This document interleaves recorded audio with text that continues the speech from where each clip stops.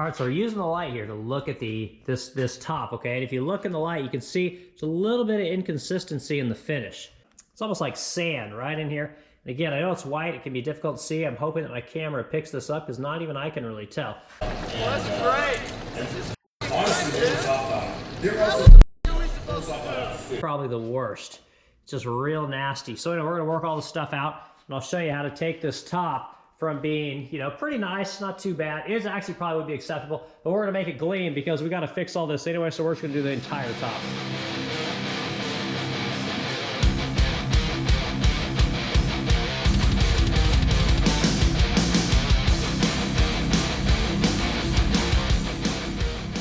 All right, y'all, we're in here nice and close today because we have to fix this faux bamboo. It's been lacquered, but it looks like it's got sand in the paint.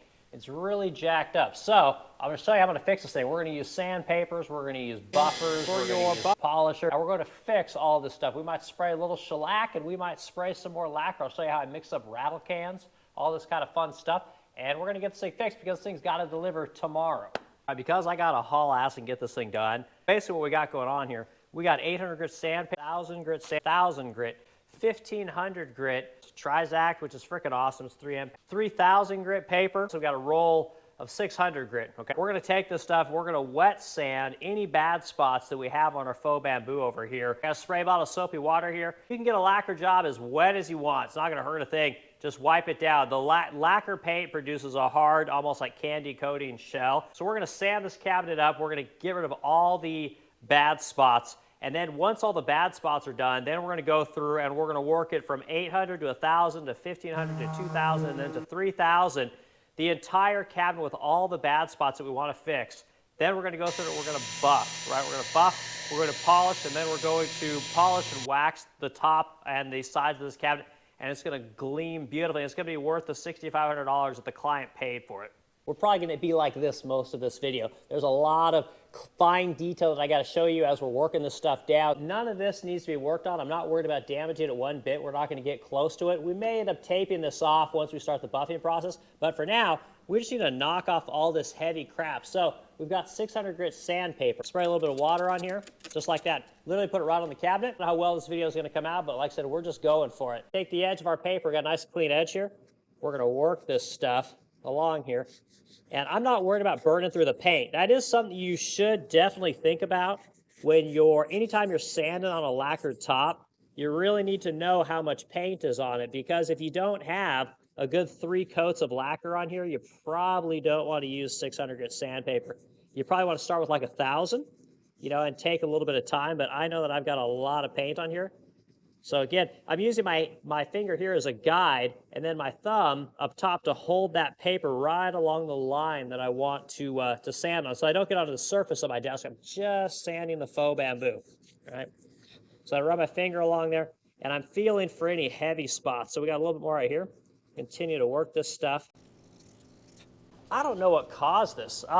My painter said it was probably the composite, right? So this faux bamboo that you're seeing right here is all made of composite, which is essentially plastic, and he thought that my mold that I make the plastic in was probably junk, and it created a bunch of divots in the mold, and this is basically air bubbles. So I'm going to work this thing all the way down here with 600, get out all the heavy stuff. I'm going to wipe it all down.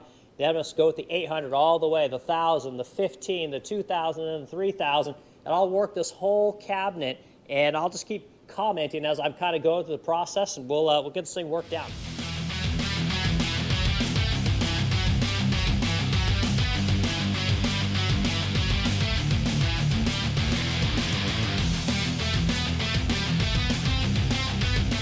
All right, so I'm back on here real quick. So actually what I got going on here is my painter got super heavy with the gun, and I got runs along my faux bamboo here. So I'm also sanding those things out. So I've actually switched over to 320 sandpaper, and I'm just kind of working all this stuff out, which means, you know, once I get done with that, then we'll move on to our 600, our 800, our 1,000, so on and so forth. But a lot more work than I thought it was going to be. Well, it's good. We'll do a video about it. I'll show you guys exactly what I got going on here. And this will help you to work with lacquered paints and learn how to fix problems, because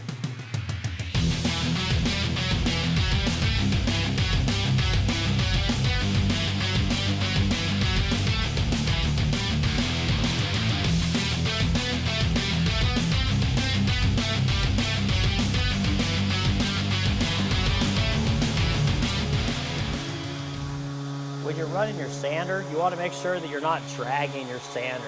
You want to go just fast enough so that the sander is removing material. So if you kind of go like this, like you're going to start dragging, that's not how a sander's supposed to work. You have to kind of go at the right speed. I like to kind of think of it as like maybe, I don't know, 8 to 10 inches per second. To be like 1 1,000, 2 1,000, 3 1,000, 4 1,000. Speed the sander if you want to go a little bit faster. So you can speed this thing up to 6. Right? Then we start moving just a little bit more, and you'll feel it. You'll feel it when it starts to kind of want to drag a little bit. You'll feel when the water is not very, it's not producing a good surface, because it'll start to feel really heavy and torquey. So you'll learn all this stuff as you sand. The point is you just got to do a bunch of it in order to start kind of getting all this stuff. I just buy these rags by the box, and they were wipe things down, get all that paint off there. You just have a nice surface before you start your next group is going to be 1,000. But what you're looking at here is the top is all matte now, right? There's no shiny spots, right? Which is what we want. We don't want the thing to be shiny. When we look across it, right, and we kind of use our light to kind of help us, there's nothing there, which is what we want. We don't want to see a bunch of light. That means we have a nice, smooth top, right? Everything is actually flat, whereas before, it was kind of like this. So this is where we're at. This is part of what you got to do to get your surface to be dead flat and like a mirror.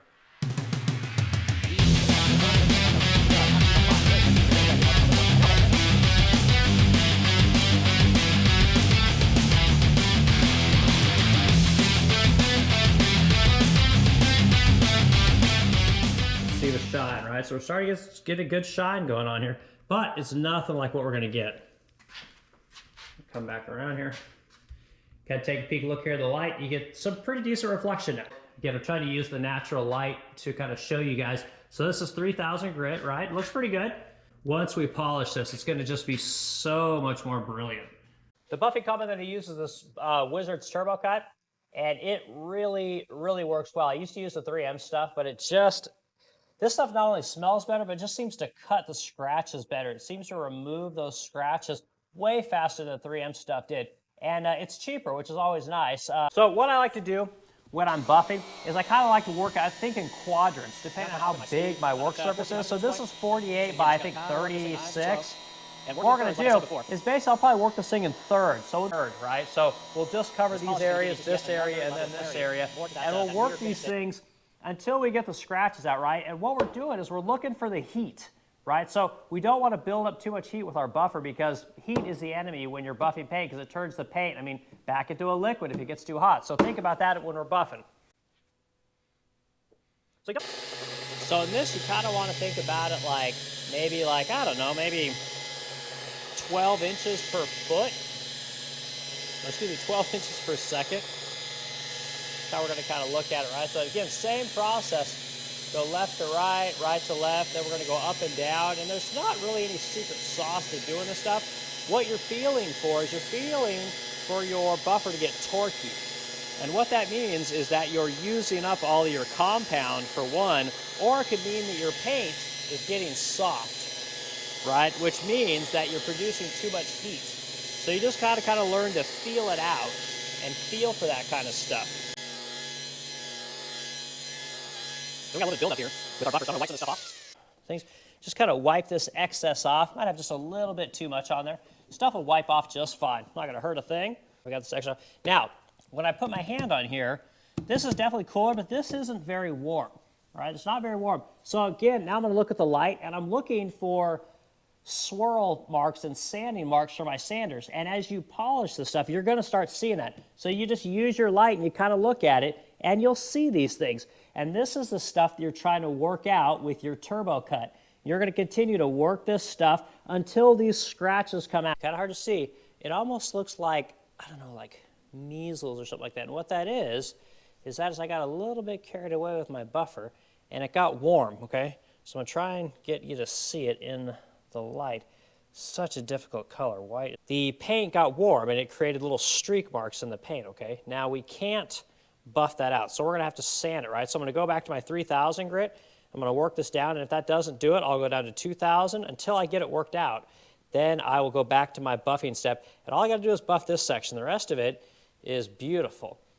It's just gleaming, and this is just the buffing step. Now we got to do the polish, and then we'll do the wax and polish at the very end. So I got my trouble spot right here. So I'm going to go ahead and, of course, it's on a corner.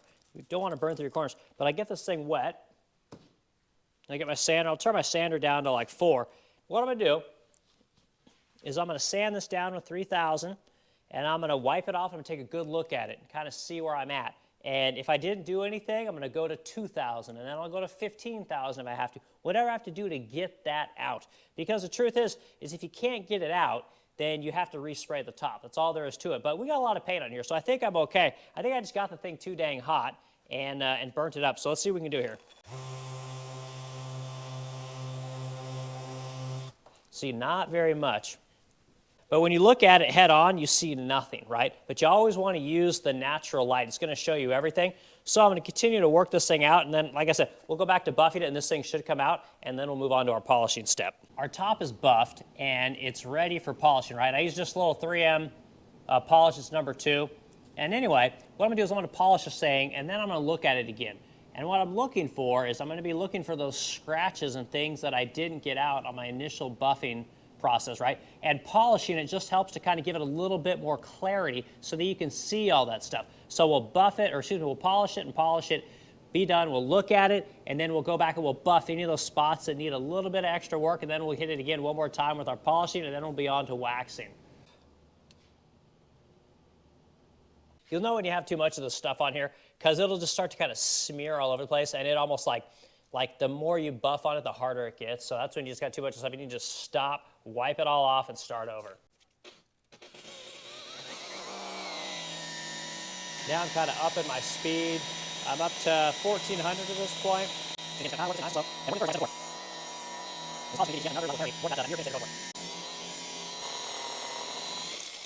Yeah, see, she's looking like a mirror. You know, so again, we're looking for any imperfections on here that we need to fix. You know, so I think we're in pretty good shape. Right, so we'll let this thing cool off just a little bit, and then we're going to hit it with our wax, and that'll just kind of give it that last layer of clarity, get rid of any residue that's left on this thing, and it's just going to gleam. All right, last thing I didn't mention is there's several different kinds of buffing pads that I use. So these are all in my store. I'll put links in the description. But you can look at these things. 3M has all these different kinds of pads that correspond with the different buffing compounds and polishing compounds that they have.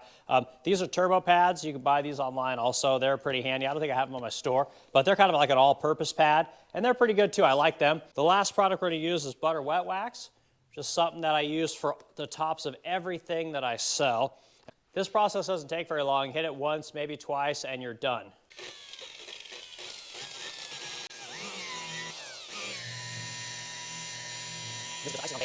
Gets rid of any of the extra oils or liquids from the original buffing compound or the polish. It just makes everything gleam.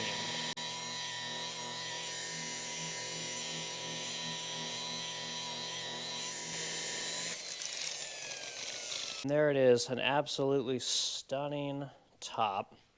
I see one little spot that we may have to work out in the morning. And then I see just a little bit of stuff right here which I'll have to work on. But on the whole, this thing is just beautiful. That's what you want. All right, so we are over at the paint station. Now what we have here, so I have a one-fill paint can, all right? This is a rattle can, and you can mix your own colors, right? So we're basically going to inject paint into this can, and the color we're going to inject in is Chantilly Lace. That's the color of our desk. I had no idea, but you can use this with lacquers, enamels, acrylics, vinyls, and you can use it with shellacs as well. And I'll show you my machine in a second, but you basically put this thing in a machine, and the machine will shoot all the stuff in here, and you can start rattle can. Now, when you spray lacquer out of a rattle can, it goes on very thin. It's extremely thin. That's why spraying with a gun is so much faster and produces such a better shine. This is going to give you a shine, but it's not going to give you near the shine of spraying it with a gun. Aluminum cup here, right? That's going to go on the top of our rattle can here. It's just got a receiver deal there. So you push that, and it's like a rubber seal. It's a nice fit. Take your top, which is the top of the rattle can, and slide that thing in there till it you'll feel it kind of seat in there correctly. That seems to be about the right spot right there.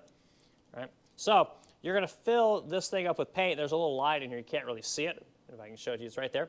You're going to fill your color, our Chantilly lace color, into that until it is at the line. Full can here. Normally I'd put this into a smaller container, but there's not much paint left in here. So nothing in there. That's pretty good. And you want to get as much paint in there as you can. It just helps it to get on thicker. If there's not very much paint in your rattle can, it'll just spray a lot thinner. So this is our one fill rattle can filler, right? We don't use this very much. We used to use it a ton. But anyway, this little cap deal right here, right? That's going to go in the top of the cylinder here. So you're able to set that thing up in there. And it seats up in there just fine. And you want to make sure this thing is in the all the way up position, right? It's all the way up. And then you should be able to slide this can and everything in here like so. And it should receive in there. Again, I haven't done this in quite a while. All right, that thing slides in there like so. Okay, so we're just going to get this thing going, turn this down, and activates a piston. Makes this thing come down like so. Turn this until it goes all the way down. And it's forcing that paint into the... all right, there, it's all the way down. Now just kind of hold it for a second. Let that paint kind of work its way in there. Then we can take this thing, bring it back up, pull this thing out, and then we put a tip on this thing and start spraying. All right, and there's what we're left with, you see. It takes the cap, it shoots it down, it takes the top of the cap, shoots it down in there, forces all that liquid into the actual can, and then you're left with just the cap. Pull this thing off. So you got a little bit of paint, clean that up, but your cap itself comes out. Pull that thing out like so. There we go, now we got a cap, can go on our can. This thing goes back in there like so. Maybe wipe it down real quick. Now we are ready to go spray. Now the compressor's kicked off. All right, so the last thing we need to do before we go home is we need to shoot some lacquer on this trim that I was showing that we sanded in the beginning of the video. Okay, now the reason we went ahead and buffed and did all the work on the top is because you can't really buff rattle can lacquer. It just doesn't go on thick enough. There's just not much there. Even if you put 3 or 4 coats on, it really is that thin, you know, which gives you an idea of just how thick lacquer goes on the cabinet out of the gun. It's really quite thick. So what we're going to do, and this is kind of some of the secret sauce here, is we're going to put some blue tape on top of our just buffed surface. Okay, we're going to put this tape on here, and then we're going to put some masking paper on here, right? And that's just going to give us a barrier so that we don't get overspray on the top of this thing. And even if we do get overspray, not a big deal. We can come in the morning, we can buff this thing off, and all that overspray will be gone. Like I said, we're just trying to give the appearance of a nice lacquered piece of trim. We just want to add a little bit of shine is what we're trying to do. Now, notice I didn't press on the backside because I don't really want any of this tape on my top if I can help it. I'm not trying to put anything on this top that I just finished buffing. And again, this is just to keep overspray off. That's all we're trying to do. So just barely put that stuff on there, nice and light. That's all that it should take. It shouldn't take a ton. Initially, it's going to spray just fine, right? But turn it upside down. Make sure there's nothing in it. That kind of works the air through the little tip. Okay, now we're just going to spray this thing really light. Just light goes like so. So very light. It doesn't take very much. And you can already see a little bit of shine, right? So again, doing several passes of this is going to give us that shine that we want. And lacquer dries really fast, especially when it's super thin like this. You can literally wait a minute, do another coat. Wait a minute, do another coat. 5 minutes, you can do 4 or 5 passes, and this stuff will build up really quick. Keep doing this till we get about 5 passes on this thing, and it's going to, I'm going to call it a night because it's late. It's like 6 o'clock. It's time to go home. All right, so in the event that your paint starts to run a little bit, get yourself a little foam brush, and if you're looking at it, you can kind of see where I got just a couple of runs. Just going to touch that stuff up with my brush there. And you want to catch it before it dries. And you can kind of work that stuff out. But now we do have a really nice, rich kind of gloss going on right now, which looks really nice.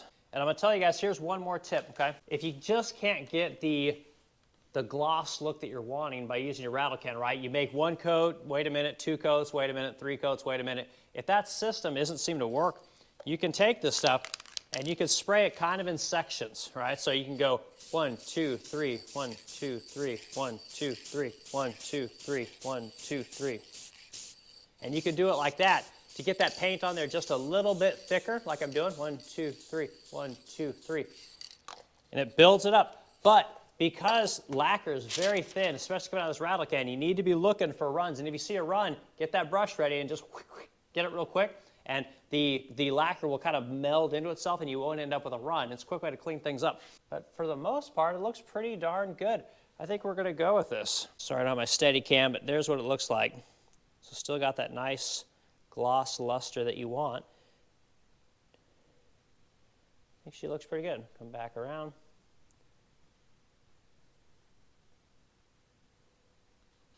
It's very nice looking.